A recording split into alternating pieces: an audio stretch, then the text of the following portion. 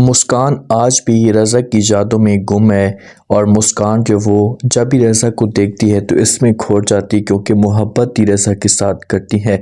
زاویار اپنی طرف سے پوری کوشش کر رہا ہے، سمجھانے کی کوشش بھی کر رہا ہے، بار بار مسکان کا مائنڈ بھی چینج کر رہا ہے کہ سب کچھ آپ بھول جائیں، اپنے دماغ سے نکال دیں، لیکن آگے سے جو مسکان ہے کہ اسے بالکل بھی ایسا نہیں کر پا رہی ہوتی۔ جب پریشان ہوتی ہے تو دوست سے پریشان دیکھتی تو اس کے ساتھ بات کرنا شروع کر دیتی ہے، اسے کہتی ہے کہ مسکان پلیز اب ماضی کی یادوں سے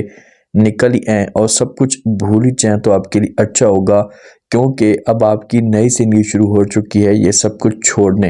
یہ باتیں جب مسکان سنے گی تو مسکان اب یہاں پر کیا جواب دے سکتی، کیونکہ وہ کبھی بھی ماضی کی یادوں سے نہیں نکل سکتی۔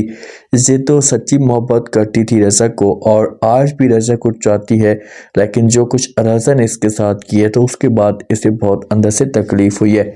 جب یہ ڈسکس کر رہے ہوتے ہیں نا تو ادھر رضا بھی جب وہ یادوں میں گم ہوتے ہیں۔ رضا نے سنبل کے ساتھ مجبوری کی وجہ سے شادی تو کر لی ہے کیونکہ رضا کے پاس آپشن نہیں بچا تھا، لیکن رضا آج بھی جب وہ چاہتا ہے تو صرف اسے مسکان کو چاہتا ہے۔ سنبل جب بھی اسے دیکھتی ہے اس کے پاس آتی ہے، بات کرنے کی کوشش کرتی ہے، اسے سمجھاتی ہے، لیکن اس حساب سے جو وہ آگے رضا اسے ٹائم نہیں دیتا یا اس حساب سے جو اسے لفٹ نہیں کراتا تو پھر یہ سب کچھ جو وہ سنبل کو اچھا نہیں لگتا اور اس معاملے پہ سنبل جو نا امید بھی ہو جاتی ہے۔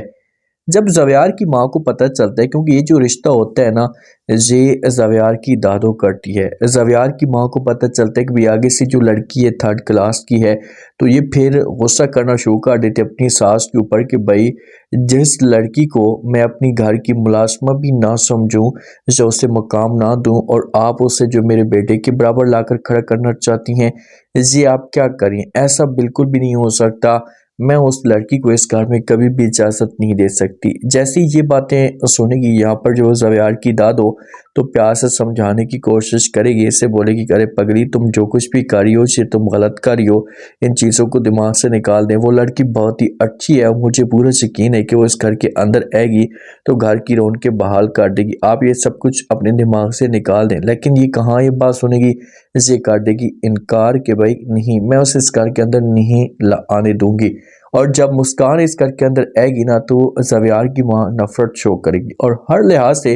اپنی طرف سے پوری کوشش کرے گی، لیکن زاویار جو کہ یہ اپنی ماں کو وارننگ جاری کر دے گا۔ جو مسکان کا جو رضا کا والد ہوتا ہے اس سے بہت سارا دکھی ہوتا ہے، کیونکہ گھر کے اندر نفرتیں پیدا ہونا شروع ہو جاتی ہیں،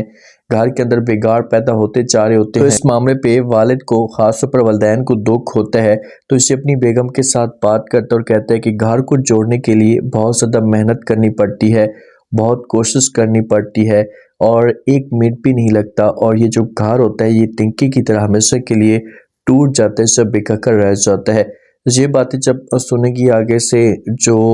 رضا کی ماں ہے تو یہ سمجھائے گی کہ ہاں بس ہمارے بس میں ہی نہیں ہے، ہم کیا کر سکتے۔ اب کیا ہوگا، کیا جو مسکان ہے اسے زاویار کی زندگی میں آ پائے گی، اور اگر آتی ہے تو اس کے بعد